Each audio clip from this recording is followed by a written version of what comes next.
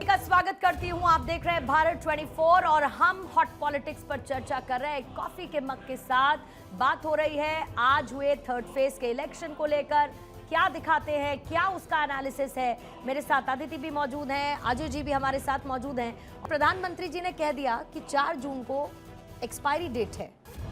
वाकई में expiry date है? इसको कहते हैं डॉज बहुत question. Serious dodge the question.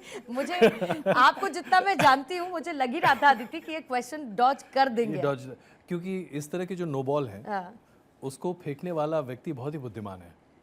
ऐसे बुद्धिमान व्यक्ति के सामने आपके सामने सिर्फ एक ही रास्ता बचता है, चुपचाप डक मार जाइए। लेकिन एक्सपायरी डेट भी कह रहे हैं तो क्यों कह रहे हैं? प्रधानमंत्री एक राजनेता है, एक पार्टी के बहुत ही प्रतिष्ठित चेहरे हैं। पार्टी के प्रमुख नहीं है लेकिन चेहरे हैं। देश का नेतृत्व बीते 10 सालों से कर रहे हैं।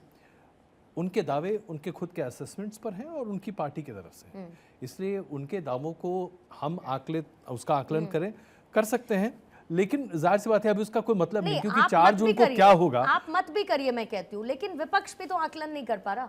आप कितनी बार हमने सवाल पूछा कितने आएंगी सीटें।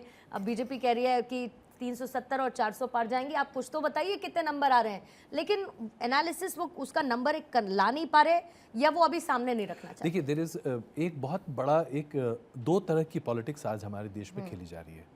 एक जिसको कि बहुत सारे लोग कहते हैं politics of over confidence, politics of dominance, politics of absolute certainty. मैंने जो कह दिया सो कह दिया।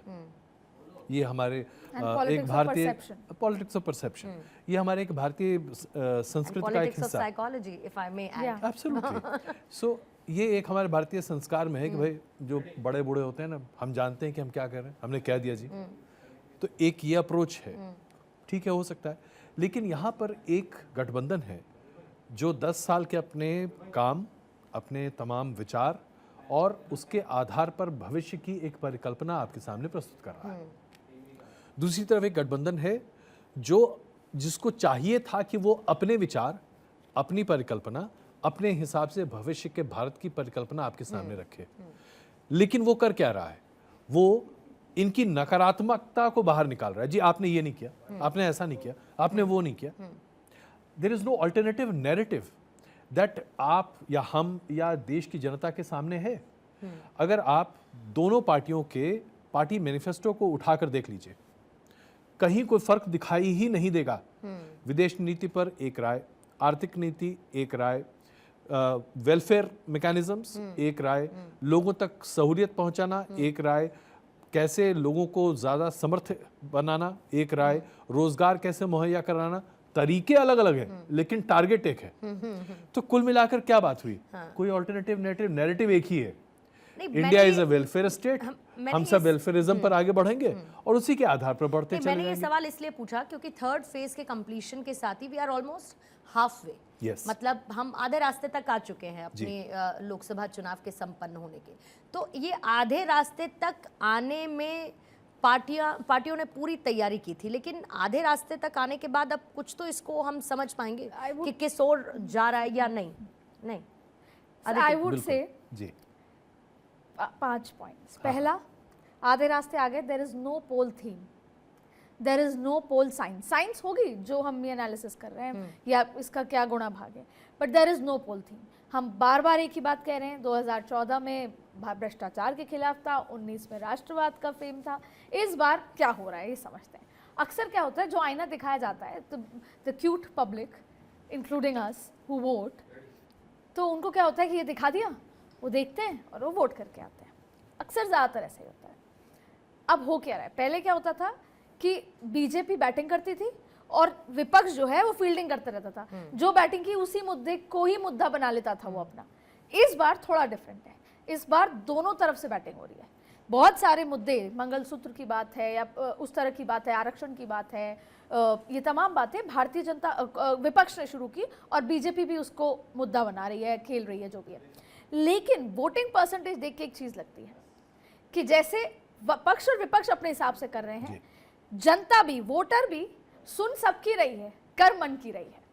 तो ये मुझे ऐसा लगता है कि इतना होना सब भी कुछ ऐसे होने ही के चाहिए, बाद होना नहीं, भी नॉर्मली क्या होता है कि आप ड्रिवन हो जाते हैं, आप इतना वेव और इन्फ्लुएंस होता है कि आप ड्रिवन हो जाते हैं। पर इस बार ये नजर आ रहा है, हालांकि सच बात सही है कि अजय सर कह रहे हैं सब कुछ 4 को पता चलेगा, और ये सवाल करना कि कोई आंकड़ा नहीं बता पा रहा है या कोई बता पा रहा है, ये साइकोलॉजिकल गेम है। पता तो दोनों को ही नहीं है, सिर्फ एक मंशा है। नहीं, बट उनके खुद के इंटरनल सर्वेज होते हैं, कितने सारे सर्वेस के आधार पर बहुत सारे फैसले पार्टी लेती है, तो एक सीट भी तो सोच के चलती होगी कि अच्छा हम यहाँ तक पहुंच रहे हैं या यहाँ छुपा है। देखिए, भारतीय जनता पार्टी ने खुद के इंटरनल सर्वेज में राजस्थान में ये बताया कि हम 25 की 25 सीटें जीत रहे हैं चुनाव से पहले।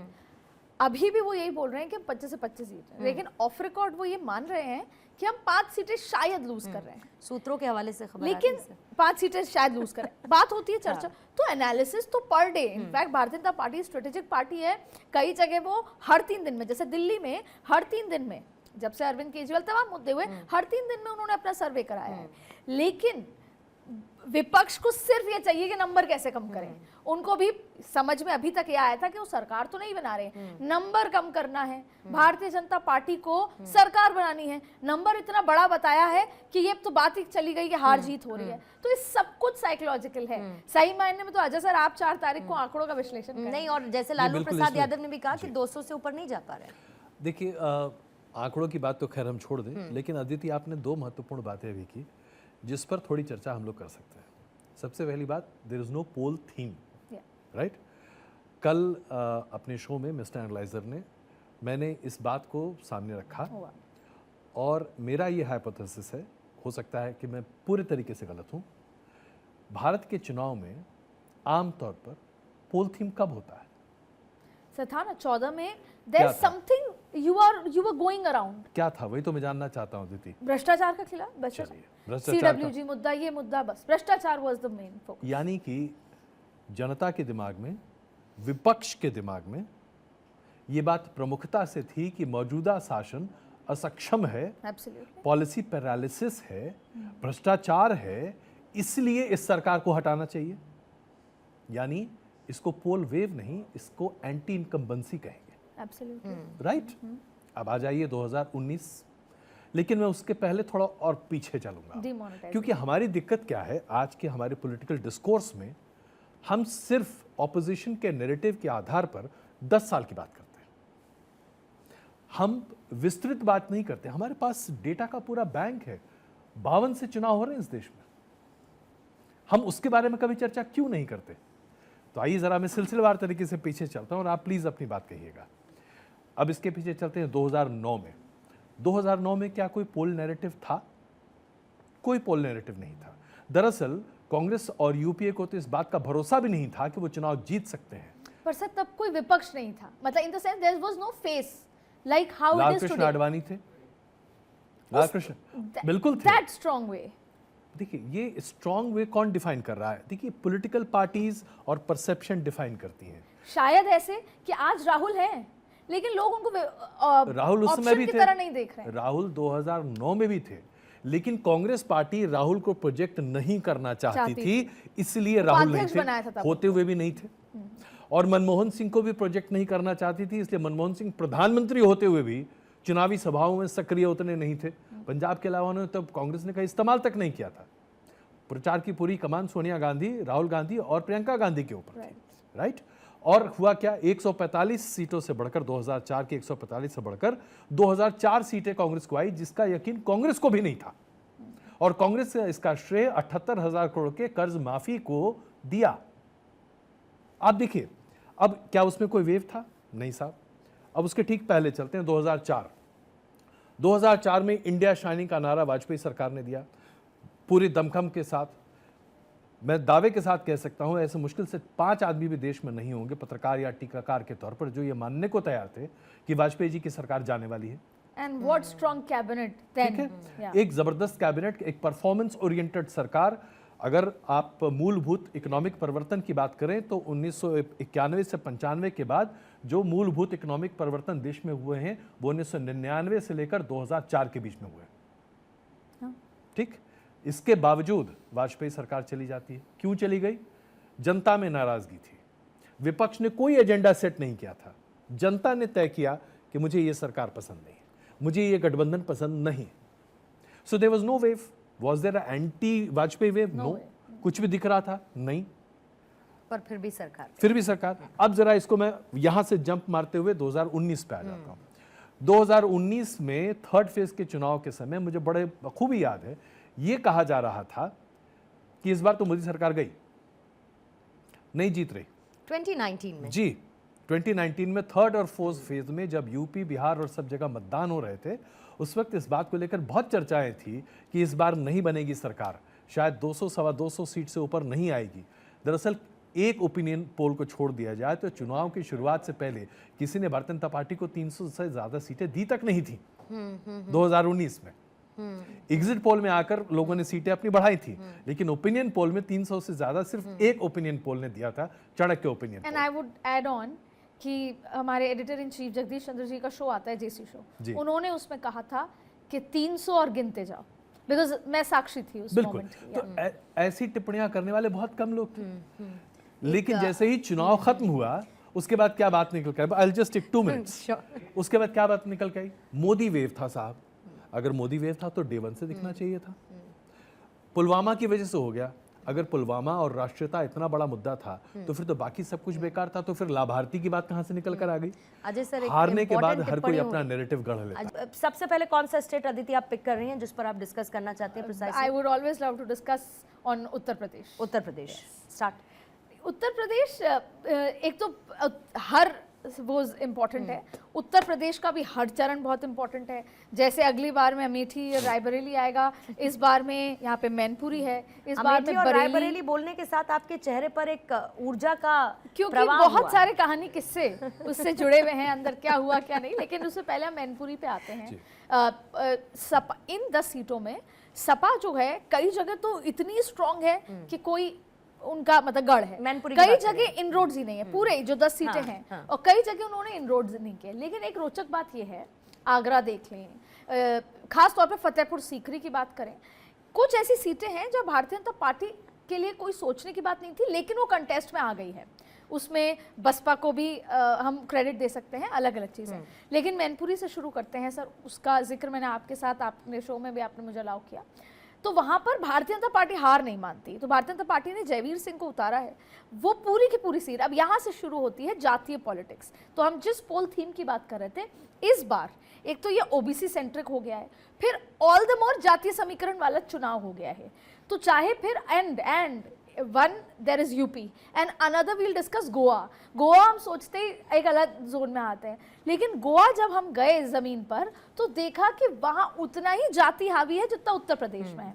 तो अभी हम उत्तर प्रदेश की बात कर रहे हैं, तो यहाँ पर जैसे सपा का गढ़ है, जयवीर सिंह को उतारा है, यहाँ पर 3.5 लाख 4.5 लाख यादव है, 3.5 लाख शाक्य है, आसपास की सीटों पर शाक्य वोट को उतारा है। तो ये तो एक बड़ा मुश्त वोट है। इसके अलावा 60,000 मुस्लिम हैं। तो ऐसे में सपा को ये लगता है कि हम तो डेफिनेटली निकालेंगे। अखिलेश यादव ने मेहनत में कमी नहीं छोड़ी। 2019 में मोदी वेव के बावजूद भी मुलायम सिंह जी यहाँ जीते थे। तो यहाँ से बात शुरू होती है। इन 10 में, अच्छा सर अब आप पे आइए, इन 10 में MY कॉम्बिनेशन बहुत जबरदस्त है, मुस्लिम यादव कॉम्बिनेशन। इसी वजह से इंडिया गठबंधन खुद को बहुत कंफर्टेबल मान रही है। कुछ ऐसी सीटें हैं, बदायूं बहुत रोचक है फॉर दैट मैटर, अगर बात करें तो बदायूं बहुत इंटरेस्टिंग हो जाता है। इसके अलावा फिरोजपुर जहाँ से तो वो बहुत इंटरेस्टिंग हो जाता है। तो पिछली बार तो चाचा जी नाराज थे, इस बार साथ में है, तो इसलिए और भी। तो ये तमाम चीजें MY कॉम्बिनेशन यहाँ पर बहुत इंपॉर्टेंट है सर। इसमें कोई शक नहीं है कि उत्तर प्रदेश का ये चुनाव, इस बार का जो ये 10 सीटों की जब हम बात कर रहे हैं, यहाँ कई ऐसे मुद्दे हैं जो कि हावी हो सकते हैं। और जातीय आधार तो है ही। इस बार के चुनाव में कम से कम ये स्थापित हो गया है कि जब तक एक राष्ट्रीय मुद्दा देश के दिमाग पर, मानचित्र पर हावी न हो, देश जातीय आधार पर वोट करता है। और राष्ट्रीय मुद्दा होने के बाद भी अगर आप देखें तो 2019 के बाद भी चर्चा का विषय क्या था? चर्चा का विषय यह था कि अति पिछड़ा वर्ग, जो शेड्यूल कास्ट और शेड्यूल ट्राइब के एक वर्ग को, जिस पर भारतीय जनता पार्टी का कब्जा कभी नहीं रहा था, उस वर्ग को भारतीय जनता पार्टी ने तोड़ दिया, वहां सेंध लगाती है। मायावती के वोट बैंक में भारतीय जनता पार्टी घुस गई है, ओबीसी में घुस गई है, यादव बट गया है। तो अल्टीमेटली इस देश में चुनाव चाहे कितने भी बड़े वेव या नॉन वेव में हो, चुनाव जातीय आधार पर होते हैं। 2019 में तो ये कहा गया था ना कि मोदी जी ने पूरा ये जो जातिगत पॉलिटिक्स होती है इससे ऊपर उठा दिया है अब देश को? बिल्कुल नहीं, बिल्कुल नहीं। अगर आप उस दिन की पूरी बातचीत देखें, 19 में जब हम मतगणना के बाद चर्चा कर रहे थे, हर कोई जातीय आधार पर ही बात कर रहा था।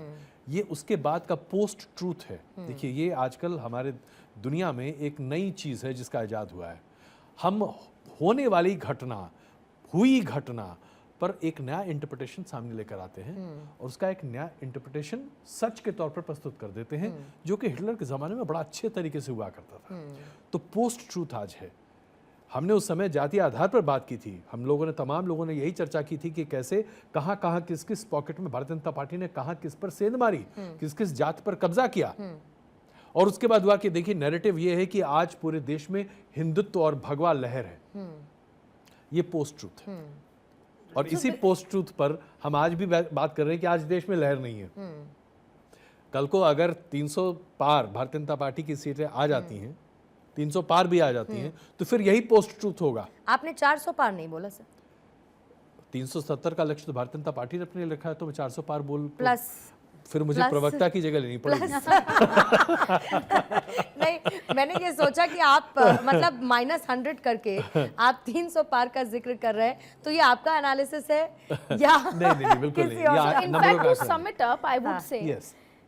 कि very cliche yet absolute, जाति है कि जाति नहीं, वो रहेगा। दूसरी बात है एक और चीज कि जो आप कह रही थी लाभार्थी, ये जो नई सेंध मारी है, ये जातियों पे नहीं है, लाभार्थियों के माध्यम से जातियों पे हुई है। महिलाएं हैं, हर जाति की हो सकती है, युवा है, हर जाति के हैं, किसान है, जाट के अलावा भी बहुत जातियों से किसान आते हैं। और आज जिन सीटों पे चुनाव है, चाहे वो कर्नाटक मान लें, वहाँ बहुत किसान है। तो इन ज्ञान के माध्यम से जो ये ज्ञान जो उन्होंने एक लाभार्थी वो रखा है, उस हिसाब से है। और बाकी इंटरनल जैसे बरेली है, खत्म करते हैं, यूपी आगे जाएंगे। बरेली में बहुत कुछ है, कामों पे भी है, इस बार लोकल इश्यूज भी बहुत है, सड़क सड़क, लेकिन वहाँ पे इंटरनल थोड़ा कॉन्फ्लिक्ट मुझे लगता है कि वो उनको टिकट काटी है, तो वो हल्का साइलेंट पार्टी को ये यूपी में और देश के कई राज्यों में ये झेलना पड़ेगा, जहाँ पर कि जब आप टिकट काटा है और उसके बाद अलग अलग ग्रुप्स हैं, ग्रुप्स की इंटरनल पॉलिटिक्स है। देखिए, जब पार्टी बड़ी होती है, सक्सेसफुल होती है, तो सक्सेस के क्लेमेंट्स बहुत सारे होते हैं। सफलता के माई बाप कई होते हैं, विफलता का कोई लेनदार नहीं होता। इसलिए ये बात आप यूपी के लिए कह सकते हैं और ये बात भारतीय जनता पार्टी के लिए भी है। लेकिन अगर आप अगले राज्य की चर्चा करते हैं, तो जब हम जाति की बात कर रहे हैं तो बिहार की बात करनी पड़ेगी। बिहार में भी इस बार मधेपुरा का चुनाव अपने आप में बड़ा दिलचस्प है।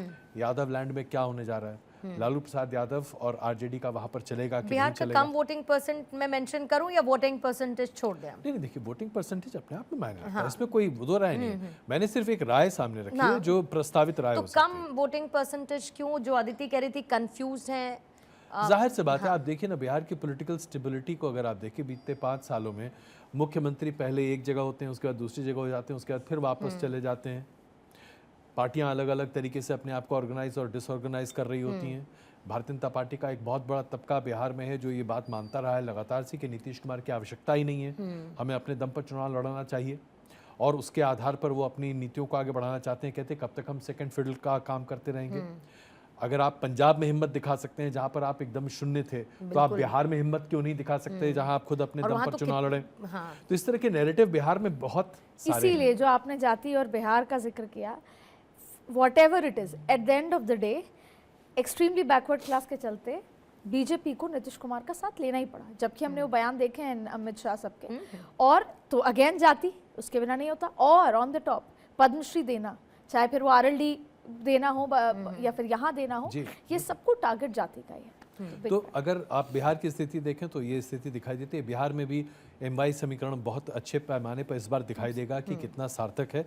और जो अभी तक बिहार का जो पोलिंग ट्रेंड दिखाई दे रहा है, उसमें दोनों पक्ष के पास अपनी अपनी विक्ट्री क्लेम करने का अपॉर्चुनिटी है। और बिहार के जो विधानसभा के चुनाव, बीते जो विधानसभा के चुनाव हुए थे, बड़े दिलचस्प थे। थर्ड फेज तक ये नैरेटिव था कि बस आरजेडी कंबाइन तो आ ही रही है, और उसके बाद जंगल राज का एक ऐसा शगुफा छोड़ा गया कि आरजेडी पीछे होती हुई दिखाई दी। तो देखिए, चुनाव में कौन से दौर में कौन सा जुमला और कौन सी तकरीब बाहर निकल जाए, ये कहना बड़ा मुश्किल और है।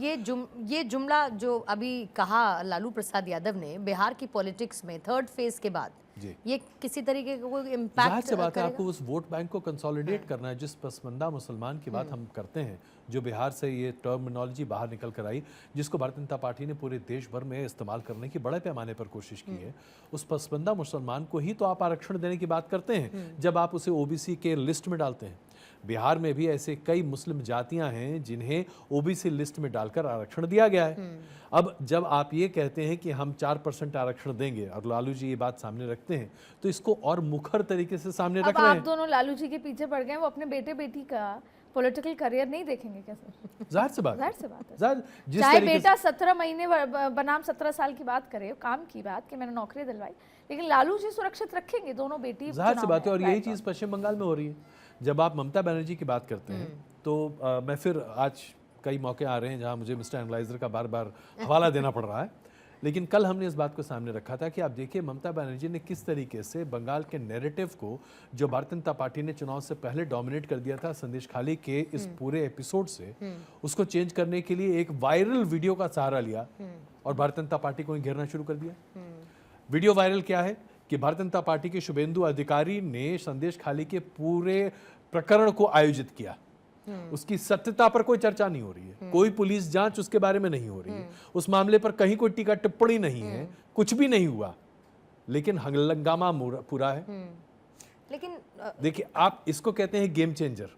जब आप फुटबॉल खेलते हैं तो आपने देखा होगा एक रिवर्स किक होता है, आप दौड़ते चले जा रहे हैं फुटबॉल के साथ बहुत तेजी से, सामने से आपका ओपोनेंट आ रहा है और फिर अचानक आपने पीछे से तड़ से इधर पास कर दिया। इसीलिए तो सिमिलैरिटी है। वो हमने उस दिन भी बात की थी कि पश्चिम बंगाल में मैसिव मैंडेट के लिए ममता दीदी मुस्लिम और महिला, मोदी जी मैसिव मैंडेट के लिए महिलाओं का वहाँ पर मुद्दा है।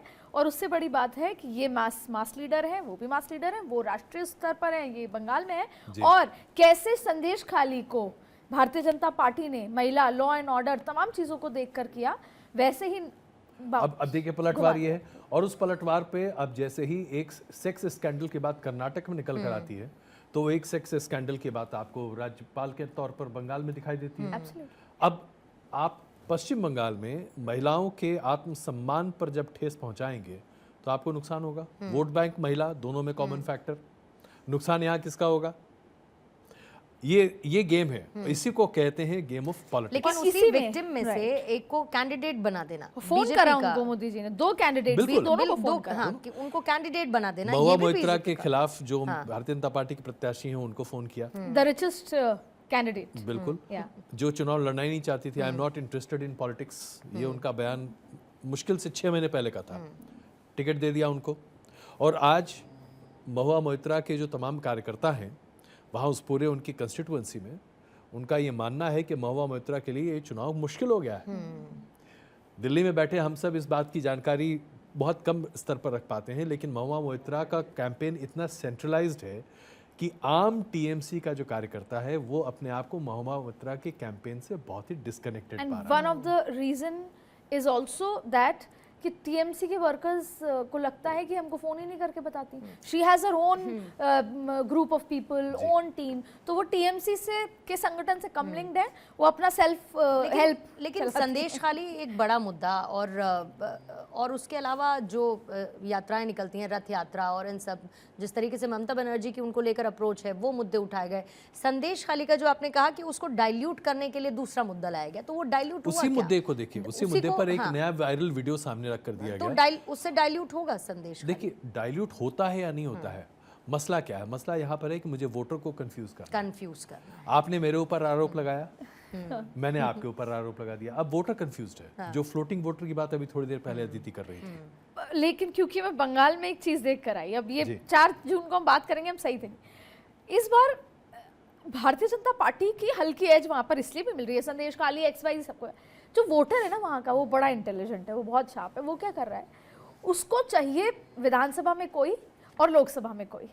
वो लोकसभा में अगर फर्ज कीजिए, जो मुझे दिखा, भारतीय जनता पार्टी को इसलिए एज देना चाहता है जिससे अगले 1.5 साल, 1 साल, 8 महीने जो सरकार है ना, राज्य सरकार, वो ठीक से काम करे। क्योंकि फिर at the end of the day, आप होप यू अंडरस्टैंडिंग, बहुत सारे लोग ये कह रहे हैं कि हम थोड़ा झटका देना चाहते हैं अपने ही लोगों को।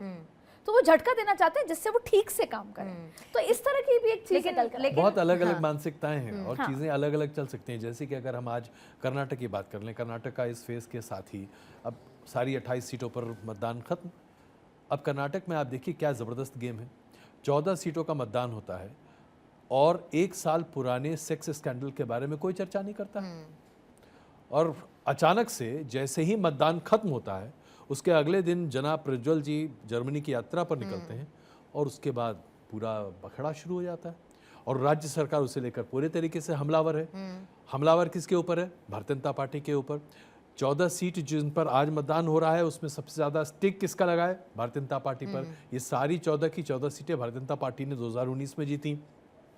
लिंगायत बहुल सीटें हैं ये। लिंगायत वोट बैंक किसका है? भारतीय जनता पार्टी का। ये तो तब है जब ये जो 14 सीटें हैं वो नॉर्थ कर्नाटक है, यानी कि बॉम्बे कर्नाटक, हैदराबाद कर्नाटक, और यहाँ पर जेडीएस का कोई इम्पैक्ट नहीं है। साउथ कर्नाटक जो था वहां पर जेडीएस का इम्पैक्ट था, वो कलिंगास का इम्पैक्ट हाँ, वो कलिंगास का था, और जो प्रज्वला से सीधे अगर वोट के हिसाब से देखा जाए। लेकिन फिर भी ये ऐसा मसला है कि जो मानक पटल पर चढ़ जाता है, और जैसा आपने कहा कि सीधे बीजेपी का यहाँ पर गढ़ है कि 14 बीजेपी की थी, तो ऐसी स्थिति में सर सवाल ये उठता है कि जितना जेडीएस के साथ अलायंस है, ये तो भारतीय जनता पार्टी को सवाल तो उठता है कि वही महिला अस्मिता की बात होती है, लॉ एंड ऑर्डर की बात होती है, और ये भी सबको पता है कि 2023 के दिसंबर में ये सारी मसला खुल गया था, वीडियोस आ गए थे, फिर भी किसी ने कुछ नहीं किया। जून में प्रज्वल ने दरअसल कोर्ट मूव करके 82 क्लिप्स रिमूव कराए थे तमाम टेलीविजन चैनल से, ये कहते हुए कि मुझे बदनाम करने की साजिश की जा रही है। केस भी किया गया था, पुलिस का केस भी है जून 2023 का, जिसे सांसद महोदय ने करवाया और ये कहते हुए कि मुझे बदनाम करने की कोशिश की जा रही है। उस समय ऑलरेडी उनके खिलाफ 2 एफआईआर दर्ज किए जा चुके थे यौन शोषण के। इसके बावजूद, यानी कि आप सोचिए जून से लेकर अभी तक ये मसला बस्ते में। पर यही वजह है ना कि फिर इसको डबल स्टैंडर्ड के तौर पर देखा जाता है कि आपका संदेश खाली को लेकर अप्रोच चला गया, प्रज्वल रेवन्ना को लेकर बिल्कुल अलग नजर आता है। डबल स्टैंडर्ड तो भारतीय राजनीति का एक आधार है। फिर तो I would say Kaiserganj. Precisely भारतीय राजनीति का ये आधार है। आप ऐसे तमाम केसेस आप देखें तो कांग्रेस में भी मिलेंगे, भारतीय जनता पार्टी में भी मिलेंगे, आरजेडी में भी मिलेंगे, कहीं भी मिलेंगे। मेरे पास अंतिम के 5 मिनट बचे हैं अजय सर, तो अब कौन सा स्टेट, आप बिहार की हमने बात कर ली, कर्नाटक कवर हो गया, पश्चिम बंगाल हो गया, उत्तर प्रदेश हो गया, गुजरात पर बात करनी चाहिए या उसको छोड़ दें? बहुत रोचक है, but I think इंटरेस्टिंग है, लेकिन उसको नहीं, आप उसे क्यों छोड़ना चाहते हैं? देखिए, गुजरात को लेकर अगर आप सीधे तौर पर देखें, ये भारतीय जनता पार्टी के लिए बहुत ही परीक्षा का विषय होगा। 1 सीट आप जीत चुके हैं, 25 सीटें बाकी हैं। 2 बार आप 26 की 26 सीटें जीते हैं। पिछले बार आपने 60% प्लस वोट शेयर पाया है। आज आपने लक्ष्य रखा है कि आप कम से कम 18 या 20 सीटें ऐसी हैं जिस पर 2 लाख के मार्जिन से जीतना चाहते हैं। तो जाहिर सी बात है प्रतिष्ठा दांव पर है। प्रधानमंत्री उसी राज्य से आते हैं, गृह मंत्री उसी राज्य से हैं। गुजरात एक तरह से कहा ही जाता है कि भाई हिंदुत्व की एक्सपेरिमेंटल लेबोरेटरी वहीं से शुरू हुई है। ऐसे में यहाँ पर सभी सीटों पर जीत हासिल करना, एक अच्छे मार्जिन से हासिल करना अपने आप में एक बड़ी चुनौती है, खास करके तब जबकि विधानसभा में आपने 150 से ज़्यादा सीटें जीती हैं। तो इसलिए ये चुनाव है, मुश्किल है। आम आदमी पार्टी के साथ यहाँ पर एक उम्मीदवार खड़ा है जिसको कांग्रेस का समर्थन है। क्या वहाँ पर आम आदमी पार्टी का कुछ भी सिक्का चल पाता है? क्या अरविंद केजरीवाल की गिरफ्तारी की सहानुभूति की लहर वहाँ तक पहुँच पाती है या नहीं? भरूच इसका एक एग्जाम्पल देखने को मिलेगा। क्या कांग्रेस, जो कि एक तरह से हम कहें कि वहाँ पर स्थिति दयनीय स्थिति आ चुकी है, जैसे उत्तर प्रदेश है वैसे ही कांग्रेस के लिए अब गुजरात हो चुका है। कोई नेता ही नहीं बचा। आपने दयनीय बोला, मुझे अर्जुन मोटवाड़िया जी का चेहरा याद बिल्कुल। आप सोचिए, वो प्रेस कॉन्फ्रेंस करते समय भी आजकल दयनीय स्थिति में ही दिखाई देते थे, और वहां पर हर किसी ने पार्टी को लगभग छोड़ ही दिया। शक्ति सिंह गोयल दिल्ली शिफ्ट हो चुके हैं। तो वहां पर कोई बचा नहीं, नाम लेवा नहीं बचा कांग्रेस का। ठीक है, मतलब ये कह सकते हैं कि गुजरात में बीजेपी ने जो अपने लिए बेंचमार्क और बेंचमार्क सेट किया है। दूसरे उसमें जाने से पहले वो जो कौन से युवा नेता थे जो अब कांग्रेस से भाजपा में शामिल हो गए, पटेल जिग्नेश पटेल नहीं, हार्दिक पटेल का एक छोटा सी बात, जब वो बीजेपी के कांग्रेस के साथ थे तो उनको हेलीकॉप्टर दिया गया, ऐसा उन्होंने बात निकल कर आई कि हेलीकॉप्टर दिया गया चुनाव प्रचार के लिए। कांग्रेस में जब से बीजेपी में आए हैं उनको कोई उस तरह की सुविधा नहीं है, लेकिन वो ज्यादा प्रिविलेज फील करते हैं बीजेपी के साथ आके भविष्य के लिहाज से। हार्दिक पटेल के लिए भविष्य और कहीं था ही नहीं। बिल्कुल। हार्दिक पटेल की पूरी उत्पत्ति अगर आप उठाकर देखें तो खैर इस पे लंबी चर्चा नहीं, हो और सकती है। अदिति का सटायर मुझे वो वाला सटायर रिमाइंड करवा रहा है जो अदिति और मैं डिस्कस कर रहे थे।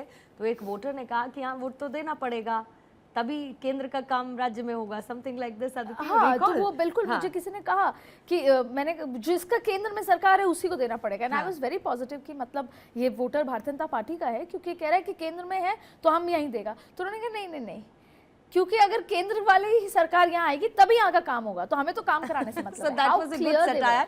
Anyways, वो मुझे रिकॉल हुआ। उसके अलावा एक अपना मध्य प्रदेश पे डिस्कस करें।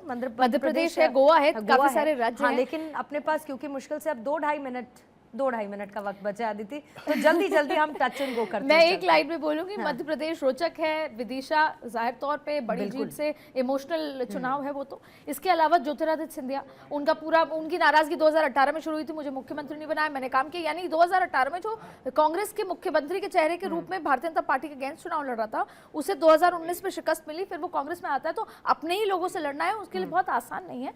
तो ये जो पूरा चुनाव है मुरैना, ये सारी बात करें, ये आपस में इनफाइटिंग का भी है, दोनों ही पॉलिटिकल पार्टी में, ऐसा नहीं है भाजपा में नहीं है, कुछ लोग जो बर्फ में हैं उनके लिए भी इनफाइटिंग है। तो ये बहुत रोचक चुनाव होने वाला है। लेकिन क्योंकि एक प्रयोगशाला है संघ की, तो वहां पे संघ कितना इंटरनली काम कर रहा है, कितनी मेहनत कर रहा है, लेकिन फिर भी भारतीय जनता पार्टी अपना वो कॉन्फिडेंट मानती है। बिल्कुल, देखिए वहाँ पर थोड़ा सा ये फर्क जरूर पड़ सकता है कि स्टेट गवर्नमेंट की एंटी इनकम्बेंसी और पार्टी का internal rift Bharatiya Janata party को हो सकता है कि नुकसान पहुंचा।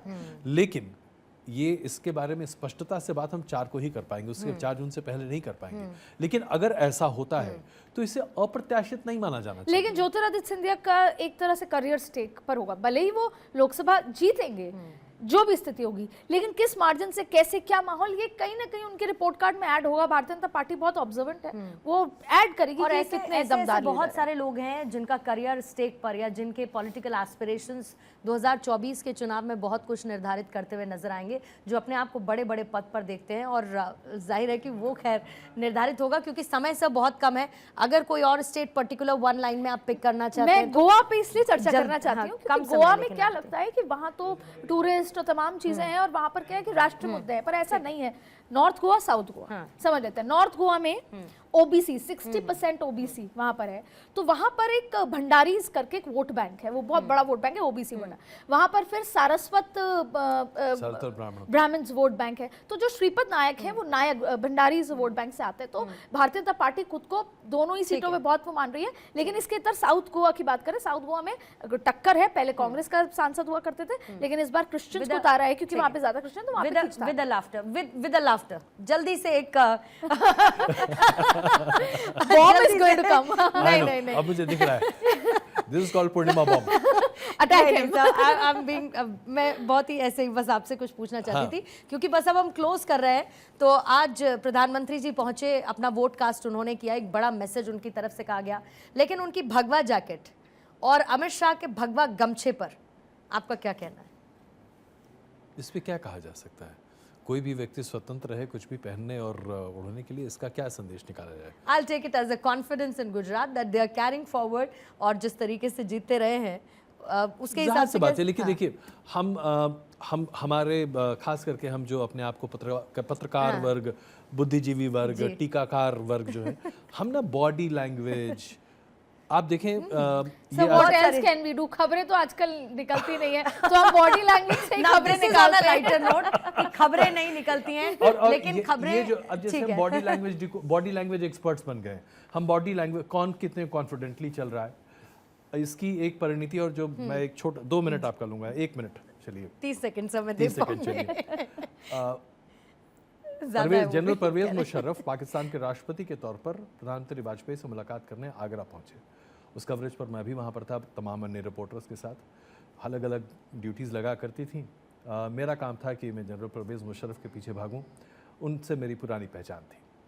तो ताजमहल वो देखने गए और अपनी पत्नी के साथ वो ताजमहल देखने के लिए जब उतरे तो सारे प्रेस फोटोग्राफर्स और सब लोग तमाम वहाँ पे मौजूद थे। और जिस अंदाज में एक कहते हैं ना ऑफिशियल आधिकारिक अंदाज में, एकदम रूबस्ट अंदाज में चलते हुए कैमरे के सामने आए, सबने कहा क्या बात है यार, क्या बॉडी लैंग्वेज है, मामला हो तो ऐसा हो, ठीक है। एक परवेज मुशर्रफ वो और दूसरा परवेज मुशर्रफ जो कि नाराज होकर रातों रात भाग गया।